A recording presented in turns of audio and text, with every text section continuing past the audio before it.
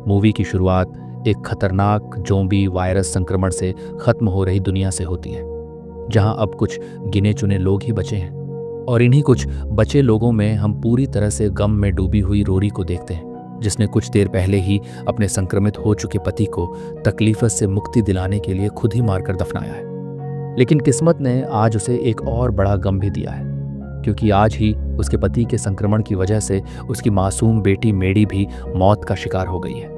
वह उदासी भरे मन से अपनी बेटी से माफ़ी मांगती है कि वह उसे संक्रमण से बचा नहीं पाई, लेकिन अगले ही पल उसका दिल और टूट जाता है जब उसकी बेटी भी संक्रमित होकर एक नरभक्षी प्राणी में बदल जाती है और मजबूरन उसे दिल पर पत्थर रखकर अपनी बेटी को भी अपने पति की तरह ही तकलीफ से मुक्ति दिलवानी पड़ती है।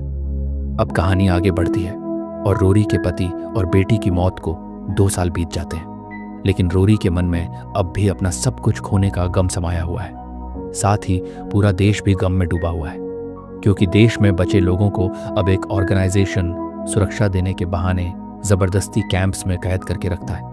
यहाँ तक कि बाहर दिखने वाले लोगों को भी बिना किसी दया के मार देता है। लेकिन रोरी इस सबसे दूर सुनसान पहाड़ी इलाके में बने एक केबिन में अपने फादर इन लॉ ऑटो के साथ रहती है।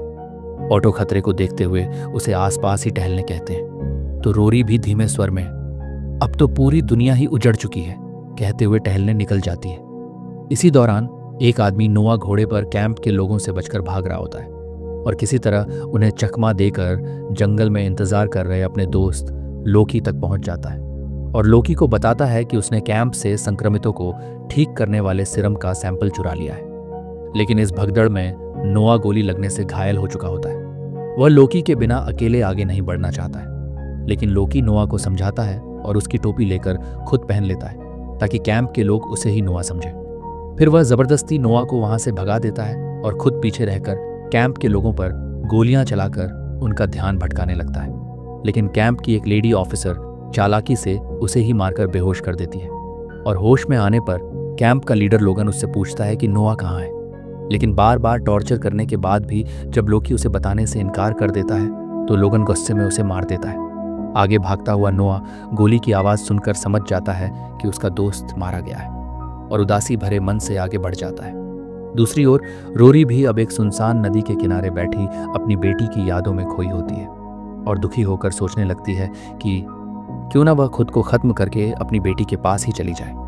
पर तभी उसे नदी के पास खड़े एक घोड़े की आवाज़ सुनाई देती है, तो वह अपना इरादा बदलकर उसके पास आ जाती है। लेकिन जब वह उस घोड़े पर बना उसी कैंप वाले ऑर्गेनाइजेशन का सिंबल देखती है तो उसकी धड़कन बढ़ जाती है। तभी अचानक उसकी नज़र पास ही पड़े एक आदमी पर जाती है और जब रोरी डरते डरते उसके पास जाकर चेक करती है तो वह अनजान आदमी नोआ ही होता है, जो किसी तरह वहां तक पहुंच गया होता है। लेकिन उसकी हालत अब बहुत ज्यादा खराब हो चुकी होती है। रोरी घबराकर उसे वहीं छोड़कर जाने लगती है, लेकिन फिर उसका दिल नहीं मानता, तो वह नोआ का बैग ले लेती है और नोआ को उसके ही घोड़े पर लाद कर अपने घर ले आती है। वह उसे अपने घर के पास बने खलिहान के एक कमरे में आराम से लिटाकर दरवाज़ा बंद कर देती है और उसका बैग लेकर केबिन में आ जाती है।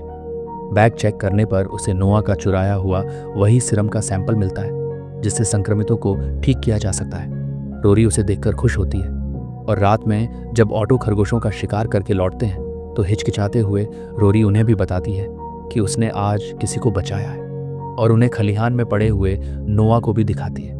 ऑटो को लगता है कि नोआ उसी ऑर्गेनाइजेशन का आदमी है। रोरी उन्हें नोआ के बैग में मिला वह सीरम भी दिखाती है, लेकिन ऑटो उस पर बहुत गुस्सा होते हैं क्योंकि नोआ को ढूंढते हुए ऑर्गेनाइजेशन के लोग वहां आकर उन्हें भी मार सकते हैं। वह गुस्से में रोरी से कहते हैं कि वह सुबह होते ही नोआ को कहीं दूर छोड़ आएंगे, लेकिन इस बात से रात में खाने के दौरान भी रोरी का मन नहीं लग रहा होता।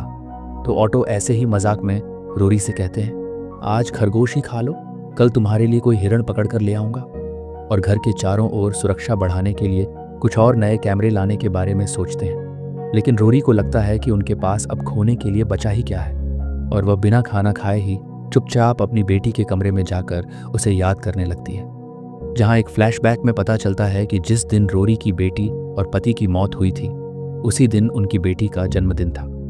मेडी अपने पिता के लौटने का इंतजार कर रही थी, जो संक्रमितों की मदद के लिए बाहर गए हुए थे।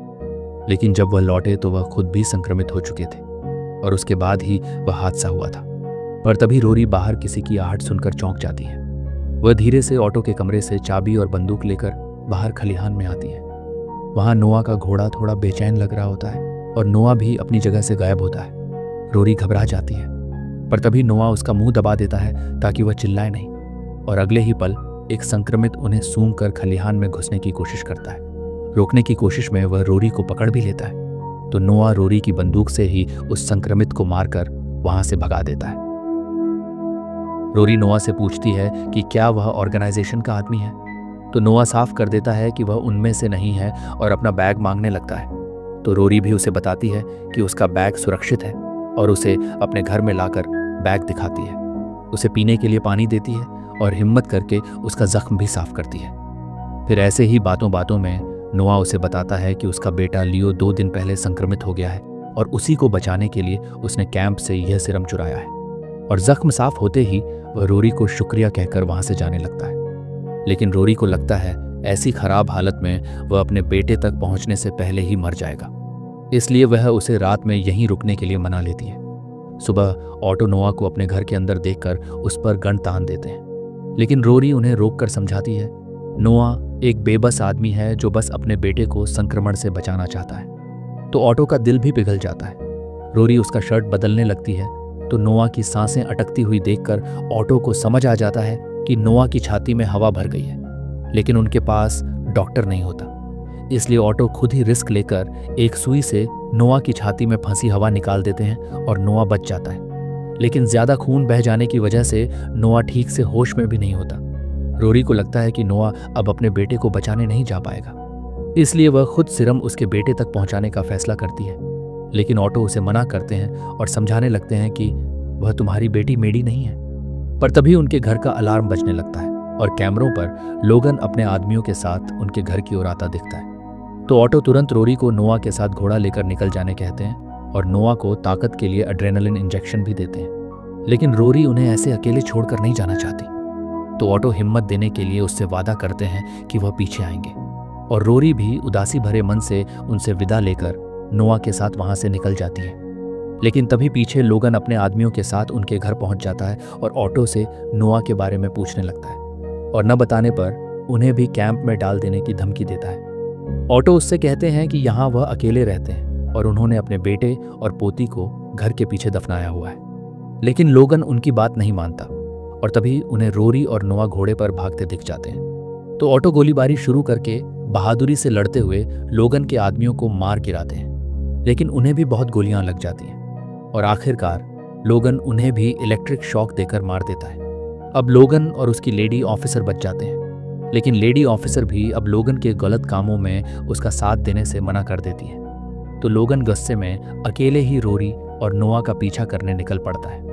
रोरी और नोआ भी अब आगे बढ़ते हुए जंगल के पास पहुंच जाते हैं, लेकिन नोआ रोरी को वहां से वापस लौट जाने के लिए कहने लगता है। तो रोरी उसे अपना दर्द सुनाती है कि मैं आज तक भी अपनी बेटी को न बचा पाने के लिए खुद को दोषी मानती हूँ, इसलिए इस बार पीछे नहीं हटूंगी और तुम्हारे बेटे को बचाकर ही रहूंगी।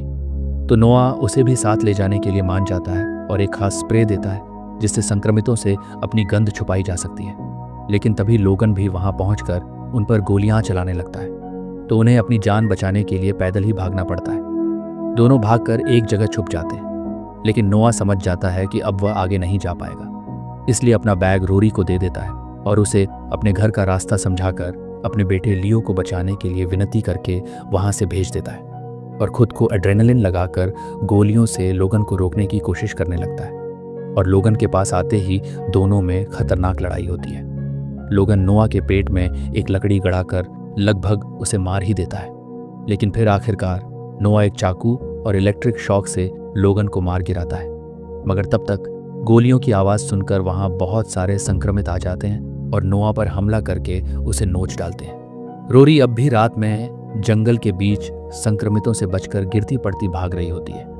वह जल्दी से अपने ऊपर ढेर सारा स्प्रे डालती है और संक्रमितों से बचकर आगे बढ़ने लगती है, लेकिन फिर भी अचानक एक संक्रमित आकर उस पर हमला कर देता है। रोरी भी पूरी ताकत से लड़कर उसे मार गिराती है, लेकिन तभी उसे एहसास होता है कि संक्रमित ने उसे भी काट लिया है। उसकी उम्मीद टूटने लगती है, पर तभी उसे एक भ्रम होता है कि जैसे उसकी बेटी उम्मीद से अपनी माँ का इंतजार कर रही है। तो रोरी ठान लेती है वो ऐसे हार नहीं मानेगी, और संक्रमित होते होते भी वो एक लंबा सफर करके किसी तरह सुबह नोआ के घर पहुंच जाती है और दरवाज़ा खटखटाकर बैग वहीं दरवाजे पर रखकर पीछे हट जाती है। तभी दरवाज़ा खुलता है और नोआ की माँ बाहर आकर नोआ का बैग देख लेती है। पर जब वह रोरी से पूछती है नोआ कहाँ है, तो रोरी कुछ नहीं कह पाती। लेकिन नोआ की माँ रोरी की आंखों में देखकर समझ जाती है कि उनका बेटा अब नहीं रहा है। वह दवा रख लेती है और रोरी मुड़कर एक नदी के किनारे आ जाती है, क्योंकि वह भी अब संक्रमित में बदलने लगी होती है। उसे अपनी बेटी की झलक दिखती है कि जैसे वह नदी के किनारे खेल रही हो। रोरी समझ जाती है कि अब उसका अपनी बेटी से मिलने का समय आ गया है, और वह अपनी संक्रमित हो चुकी आंखों में एक मुस्कान ली अपनी बेटी से मिलने की उम्मीद में खुद को खत्म कर लेती है। इसी के साथ मूवी यही खत्म होती है। उम्मीद है आपको कहानी अच्छी लगी होगी। कहानी अच्छी लगी हो तो चैनल को सब्सक्राइब कीजिए। Thank you.